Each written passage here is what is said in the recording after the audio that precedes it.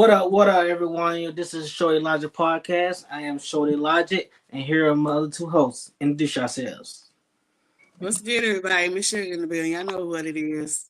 How y'all doing? It's blessed. Hope everybody's doing good tonight.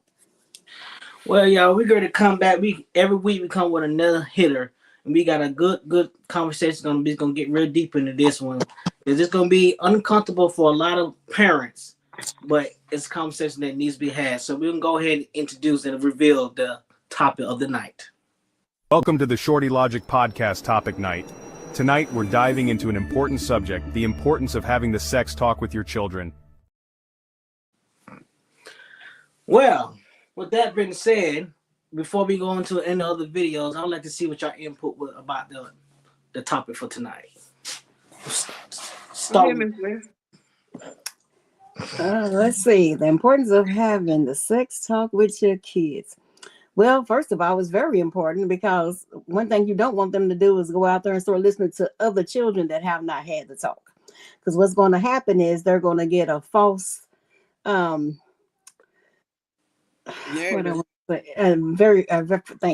narrative of what sex is and giving their body away just because the other friends is doing it, and you don't want your children out here having sex because other kids are doing it.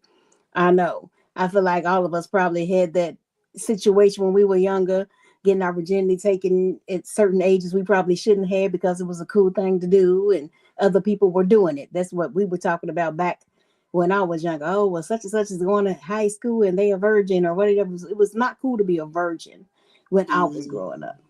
So I don't know how it is nowadays with these new kids and new generation, but it was a situation back then to where you had to have sex to be cool. It was a cool thing.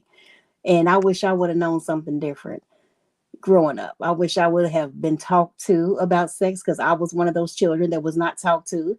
So at a certain age, I was like, hey, my friends is all doing it and I'm the outcast, so I'm going to do it because they doing it. I wish I could take that back.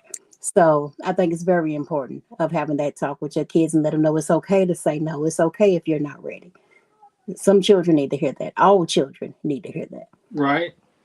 And that's my outlook on it. I feel like it's very important to talk to your children about stuff, especially sex. Don't let the streets teach them what you should have taught them at home. That's when you get these 14-year-old mothers out here. Yes, Lord. Yes. I totally agree with that. What you got, Miss Suge? I think the conversation of talking about sex with your kids is extremely important because you need to let them know that one, they're in control of their own bodies, their minds, everything. So when you don't take the initiative as a parent to have that conversation, no matter how uncomfortable it is, we want to break the cycles and allow them to understand that they have the narrative to controlling their bodies. Nobody else do.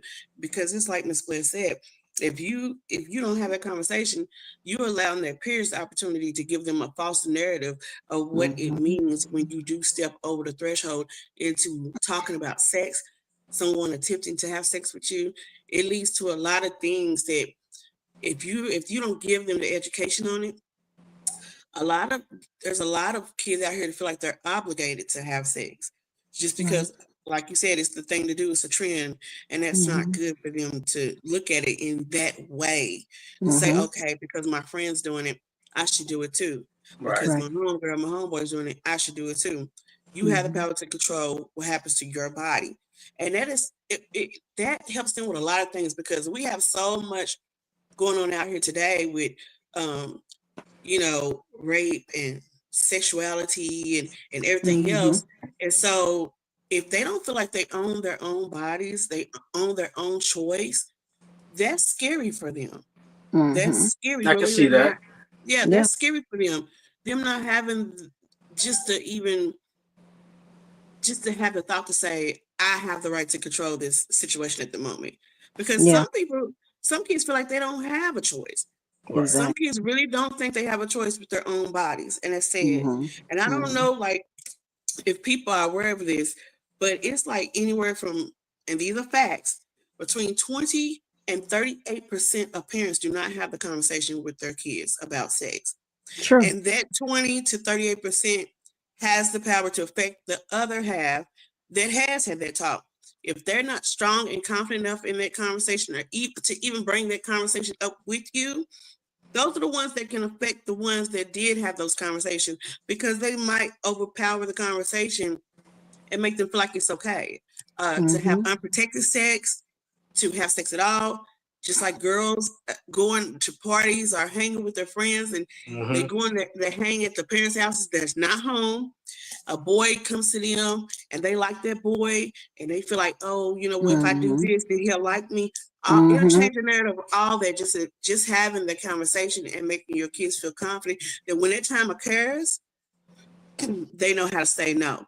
Exactly. Or if they're at the age, because some of them do start young, like in their early teens, at least give them the tools they need, like teaching them about condoms, teaching them about safe sex and things like that, so they'll know a girl has a right to ask where's the protection is, just like if a guy does not have it. If a boy is trying to talk to you and he don't have protection, you have the right to say, I'm not doing this without protection. Exactly. And it's okay to say no. It's okay to say no. I think a lot of parents fear that if they have the conversation, that they're putting in their mind that they should be having sex. They're promoting No. it. Yeah. And that's not the case. Just like years and years ago, during my era, we had sex education in the schools. We don't have that in the schools no more. So that makes it even more extensive for us as parents to teach our kids about it, educate them.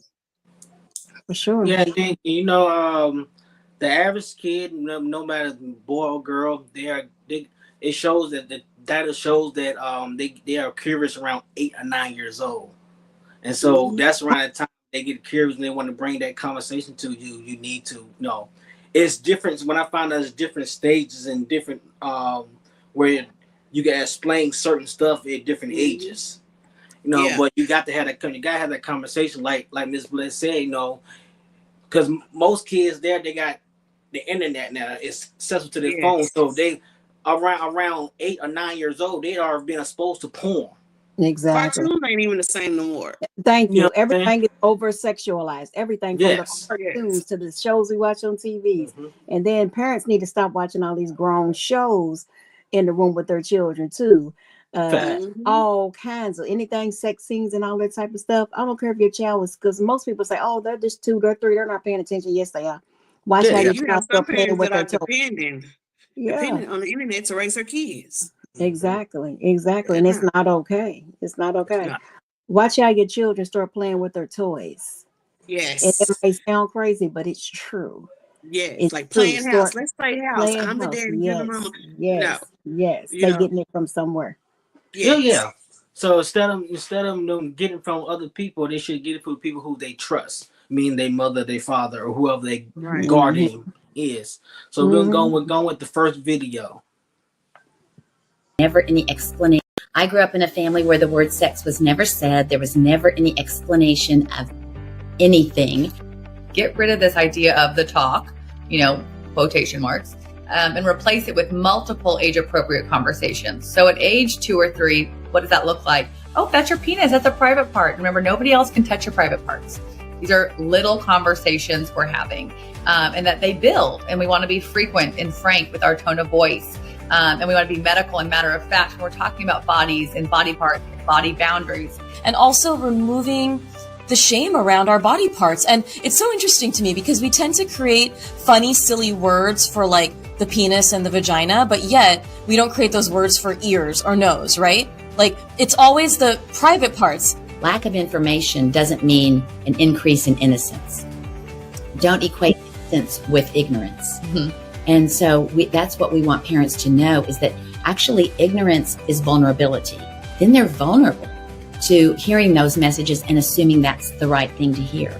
Like people were so surprised that they could do this before the hormones kicked in, before it was an awkward conversation. They could just slip in conversations about seeds and eggs and body parts and safety, and not all at one sitting, but drip, drip, drip into their childhood.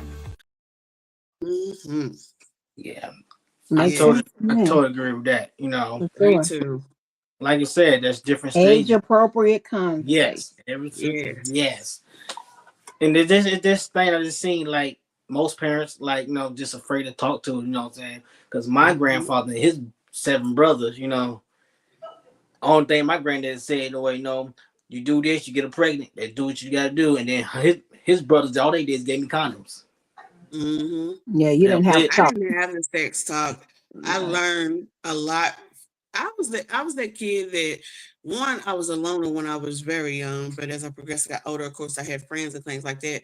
But I learned thank God, I learned what not to do from my peers and from, my siblings and stuff like that, because I was always that kid that, oh, you got in trouble for this, so that's what I'm not going to do. Right. Are you sneaking out of the house at night to meet with a boy? That's what I'm not going to do. Like, that was just the way I functioned. Thank goodness that was the way I functioned. But even still in hand through abuse and stuff like that, I didn't understand my body. Like, I didn't understand, everything about my body.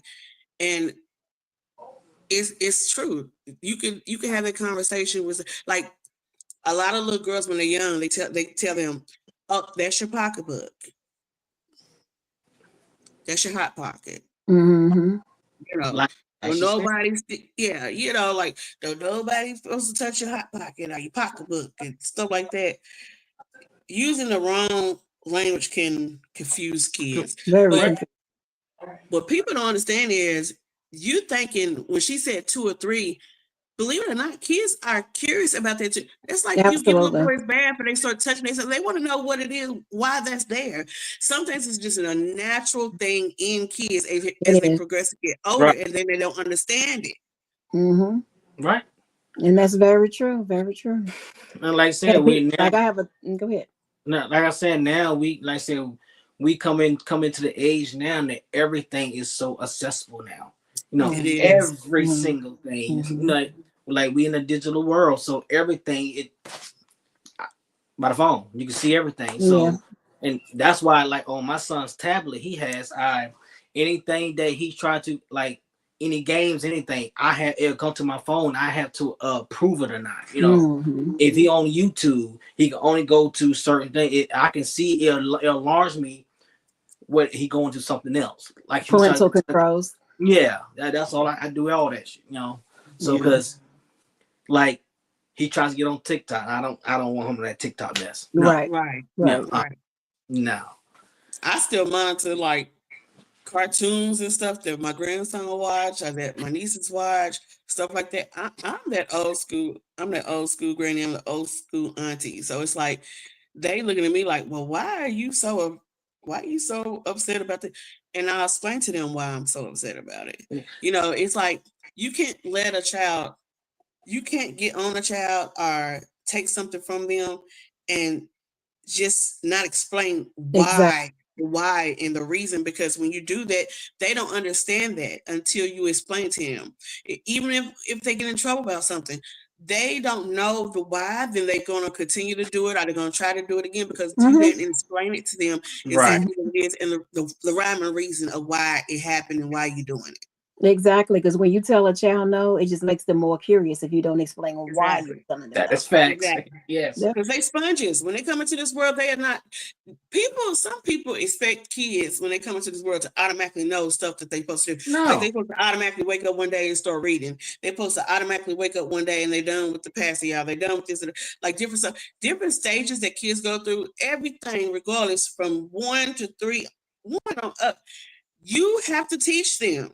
If you do not teach them, they will not understand it. They will not learn. And what they're going to do is when they progress and get older, they're going to go out on the street and look for it and try to figure out what it is. Figure it out on their own. And the crazy part about it is we have to bond to what they watch, but it's today is so hard because even cartoons is corrupted. True. Absolutely, but it doesn't mean it can't be done, because there's plenty of shows out there that if you do the research, you'll find shows that cater to this age group that does not contain this and that. But some people have gotten really lazy with parenting. I understand that there's parents out here that's working these long shifts. They just trying to provide. They're just trying to make it through, push through. But don't let that discredit you as a parent. Right. In order to change the cycles of things that we experience, we have to teach them new habits. Right, for sure. Facts. Healthy habits at that. Yes. Yeah, that's very true. Agree. Because it just, hey, I just say this here, like him. Luckily, you know what I mean, I try to, you know, monitor everything he watch or what he do. I try to keep him off the tablet now, start, you know, doing writing his ABCs and stuff, which he's doing pretty good with that, you know. Yeah. That I try to do that way. Then I try to keep him getting him outside too when I get him outside. Instead of looking at the TV. And that's the thing right there. Keeping them out of the house and off electronics. Make them do what we used to do when we was growing up. When we was growing up, we didn't depend on phones and electronics. We went outside, we played. My grandmother would put me outside after school after I did my homework. It was like, play till the lights come on. Don't come back in this house unless you got. And see, that's the problem. That's the problem now, because you know, we cried, we gotta go in. Exactly. Right. They cry, they gotta go out. Right. Right. Yep. It's like, shoot. And I ain't gonna lie. You know what? Being outside a lot when I was younger, playing, just figuring it out, gave me a lot of common sense. Because some kids can have so much book sense and not have a lick of common sense. A drop of common sense. Right. And then the parents get frustrated because they don't have no common sense. And you're like, well, you should just know that. No. How are they just going to know that? They don't know that unless you teach them or unless you put them out there and learn how to figure some things out for themselves. But as long as you got them stuck under cartoons, TV, 24 hours a day, or either 6 hours when they home from school or what, you know, whatever the case may be, they're not learning shit. Ain't learning nothing. Don't know a damn thing. Because I'm telling you, ever just look at your child sideways and be like, what the hell? Yeah. Yeah, because we had to get out here and get it and learn it, and we wasn't lazy. We actually went out and rode, and back then it was safe too, because I can go out and we'll walk. I started the beginning of teach us about stranger danger and everything. Everything stranger. Everything. We knew everything, who not to talk to, what to do. When we traveled in packs. When it was me, my cousin, it'd be 4, 5 of us walking down the street until them lights came on, and we'd be in a pack. We might be 40 blocks up on side of the world, but we knew to get back on that porch by a certain time. But we was all over the city. I mean, I was a latchkey kid when I was younger. You said what? When I was in elementary school, I was a latchkey kid. My mom worked 2 jobs to pay bills, so most of the time I would be home by myself. I was taught how to come home. She taught me, come home, do my homework, get my clothes ready for the next day. She had dinner already pre-prepared. I would come in with a key by myself, walking home from school, from elementary. I used to catch public transportation bus. My mom had it set up to where the bus drivers, the regular bus drivers, they knew. They'd be looking for me coming down that street. I hop on that public transportation bus, connect to the next one, go to school. I would catch both of them back. They would be the same bus drivers on their route. This was public transportation, not school bus, you know. So I was very independent, very young. Right. And then growing up, then we also had to always take care of our younger cousins or younger siblings. So that was our responsibility. You're the oldest one. You got 3, 4 cousins underneath you. Make sure I don't care if you're putting on some hot dogs, make sure everything's clean, make sure the dishes is washed, make sure you know, get them bathed. You know, we had to do a lot of responsibilities. We did, which made us grow up fast. And I think that I can be wrong, but sometimes I think that was a wrong thing to do too, because you know I feel like it was I don't know what word to say it, but it's just wrong because you'll tell a kid stand in a kid's space, but you keep putting them in, but you treat them like an adult. Yeah, treat them like an adult. You put them in an adult position. Yeah, exactly. And a lot of us had to grow up real fast, but it's due to we got put in an adult position, which I think that was wrong, because you should let a kid be a kid as long as possible. And that's the problem. We missed our childhood because so many parents back then was wanting to run wild, and they were still going out. And a lot of them was, you know, they was working and doing other things they wanted to do and whatever they had to do. And then it was like, but they were steadily having all these children, but they was dependent on their older children to raise their children. So then when you wanted to be a child and go out and play, you had limited time because you know been in the house most of the day doing your homework and taking care of children. So then when you say something slick, it was like stay in the child's place. But I've been doing your job all day, and I don't have to take you out of it and put you back when it was for them. Generation. when it's convenient for them, then you need to be Yes. quiet and do as Yeah. I say. Don't do as I do as I say. And that goes back to a show we did a while back where we always are told to be quiet and just listen and just do this and do that. And it's like, damn, who are we? What is our identity? Are we their parents? Exactly. Are you our parents? Like, what is it that we And supposed then to be? and then let's say that get passed down the generation, so the next Exactly. generation doing the same thing. But I also heard this thing saying each generation should do better than the last generation. Absolutely. Yes. Yes. Absolutely. So just because even I'm working through that. Just because my mom and my dad did this, so I hate them for this. So I'm putting that same pain on my son. You know what I'm saying? Right. You shouldn't do that. You definitely shouldn't do that. No. But sometimes it works in the opposite direction because I didn't want my children to go through what I went through. So Right. I basically spoiled them too much because I didn't want them to go through what I went through. So I was like, okay, y'all don't have to do anything. Growing up, I did everything. I cleaned, I cooked, I did everything. They didn't have to do anything. So then as they got older, it was like, damn, they got used to it. I know it's hard, but at some point, especially with this generation, you Mhm. have to at least attempt to learn a balance. Exactly. A You're right. balance. You're right. And that's It's where I know I a made my necessity. mistake at. Balance. Yeah. I should have balanced it better. Yeah. Yeah. But I'm gonna play this. I'm gonna play this next video. This video it has several different parts in it, so it's 1 minute and 49 seconds. So we're gonna talk about all the parts. Okay.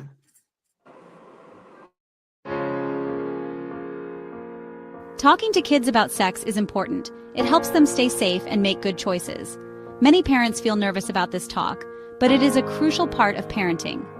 Open communication about sex can help your children grow into responsible young adults. It is better to learn about sex from a trusted adult than from friends or the internet. When parents avoid the topic, kids may get wrong information or feel too shy to ask questions. Don't worry, you don't have to cover everything at once. Start small and have age-appropriate conversations over time. Teen pregnancy and STDs are real concerns. The statistics show why the sex talk is so important. In the US, about insert current statistic, teenagers become pregnant each year. STDs are also a serious issue among young people. These infections can have long-term health consequences. Talking openly about sex can help teens understand the risks and responsibilities involved. Parents often worry about saying the wrong thing. They fear their kids will be embarrassed or stop listening. Remember, talking about sex is a sign of love and care. You are protecting your child by giving them accurate information. Choose a comfortable time and place to talk. Be honest and open with your child. Start by asking your child what they already know about sex. Listen carefully to their answers and correct any misinformation. Answer their questions honestly and directly. Use simple language they can understand. Talk about your values and expectations regarding sex. Explain the importance of respect, consent, and healthy relationships. Let your child know they can always come to you with questions. Keep the lines of communication open. And there's a lot of things that we talked about. That's another thing. STDs is at an all-time high. Oh. And I feel like it is crazy how there's teenagers out here that are having sex, catching STDs, and they act like it's regular because there is a shot that they can get or something like that. You don't ever want to be in a position to catch any type of STD. Right. That can affect your body in so many different ways. So many different ways. Make you Yeah. stir. You can do all kind of stuff. But it's crazy. It is crazy when I found this out. I just found this out. Y'all know teen pregnancy is the highest it's ever been in history. I believe it. Yeah. Because it's I cool to totally have believe it. sex. Yeah. Let me tell you something. I know people that don't use condoms, get diseases, and turn around, cure it, and do it again with the same person. I'm like, are you crazy? Are you crazy? Right. Like, it's cool. I've never Yeah. seen it in my life that it's cool. I've never seen a lot of things back in our day. I'm not saying anything's wrong with dating whoever you date, but back then we didn't talk about that, and it was things that was undercover that we didn't make we didn't bring it out in the streets the way they do today. They Like, bring it out. Right. They're just It's so open with everything. cool, and it's so open with everything. And I'm not saying not be who you are. I'm not saying not love who you love. That's your prerogative. What I'm saying is, do we have to put it in the cartoons? Do we have to let children, babies, see this type of stuff all day, every day? Why? Send Why?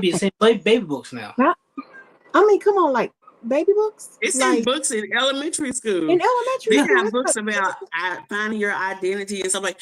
They so concerned with the wrong things. They promote the wrong things now, and there's a lot of parents out there that are fighting against these certain books and stuff in school. So it's like it's insane to me. Like I seen a clip where they had on Mickey Mouse, where Mickey Mouse was in this factory and he was making cheese, and where he would, like, if you see him, it was like he was erected, and that's what he was using to put holes in the cheese. Oh my God. And these are things that people didn't even pay attention to back then. This is an old clip of Mickey Mouse. Mm-hmm. And I'm just like, that's why you have to be the most valuable, the MVP. You have to be the MVP in your children's lives. Right. Absolutely. But they It's a said back in the necessity day, that you Walt do. Disney, they said Walt Disney actually got in trouble for being a pedophile. So they said it's a lot of hidden pedophilia type situations in his cartoons going all the way back. Yeah. When it was in I'm black not and white. gonna bring his name up because it might get me canceled. Okay, well, I'm sorry. But Cartoons. he was gonna blow the whistle on Disney. Mm-hmm. And that's one reason why he's locked up. I believe a lot of things is going on. I mean, but that's been that's been on forever for news. It's been talked ever about that Disney thing. Mm-hmm. So it's just like crazy. Look at all the kids that was growing up on those shows that all had been touched. They coming out now and talking about they were being touched on the regular. All those shows back in the day. Almost every child is talking about the same thing, all being passed around and being touched. I'm like, damn, right under your parents' noses, everybody's noses. It was all happening like it was nothing. And then I want to say this, like, especially towards the video, one of the things that I do agree with, and I think some parents can be getting wrong. They just straight come in and just want to talk about this. I agree. You should ask the child, what do they already know? Oh yeah, I agree with that too. And actual listen. Yeah. Listen. Yeah. Absolutely, because not only can they tell you what they already think they know, they could possibly tell you, if you just make them comfortable enough to talk to you, they could probably tell you why they think it, who taught it to them, and then you might find out some other things that maybe you may not want to know, but it's something you should know, and it needs to be talked about, because at the end of the day, that's why we keep continuing with this cycle, and these children are the way they are. Because we're not having that hard conversation, even if it's something that you don't want to know, you don't want to hear, you wish you didn't know. But at the end of the day, you have to. We have to have those conversations. Yeah, you do. You don't have to be aggressive with the conversation. Right. Like, some people lose patience with their kids really easy, but I feel like you got to take a moment, take a breath to yourself, prepare yourself to have that conversation with your child, but not have it aggressively. It's a simple conversation. Things like that also give kids the tools to have a voice, to be able to express themselves to you comfortably, because you had a comfortable, you had a calming conversation with them about certain things. That's important. Look, the thing is, at the end of the day, you take the narrative of the fact that, like, maybe you experienced some things when you was younger, that should feed you to want to have that important conversation with your children, so that they can protect themselves. Teach them how to protect themselves. Absolutely. Absolutely. And it could be something going on right now that you need to know. But you got to get, like I said, you got to give them that safe space so they can talk to you about it. You got to make them comfortable and not make them feel dirty or guilty or like they're going to get in trouble for telling you. Right. Exactly. Big facts. But we can go ahead. We're moving right along. We can go. This video is 1 minute and 6 seconds. It might be a little low. You might can hear it. I'm not too sure. Have you guys had the sex talk with your kids? If not, you probably should ASAP. Here's licensed therapist Karen Gwaltney with 3 reasons to do so. Number 1, it will build their trust in you as a reliable guide. If your kid is asking questions about sex, It's time for them to learn about it from you in bite-sized conversations. Studies show that if kids feel like they can come to a parent with their questions about sex, they're more likely to delay their first sexual experience until later than kids who feel like they can't talk to their parent. Number 2, kids statistically encounter porn by age 9 in spite of parents' efforts to shield them from it. Any protective lesson you try to teach kids about porn will be less effective if you've never taught them anything about sex. And number 3, not having enough contextual information about sex while growing up is directly linked to higher rates of sexual violence. If kids have a comprehensive understanding of sex as a relational act for consenting adults, they'll be better able to establish healthy boundaries around it. We just talked about that. We sure did. We sure did. Just And I talked. always can never not stress this enough that no matter what you do in life, no matter who it is, no matter what, boundaries come with everything. Sure. Boundaries come with everything. It does Yeah. not matter if it's a relationship, if it's with their kids' relationships, it's a situation, it doesn't matter.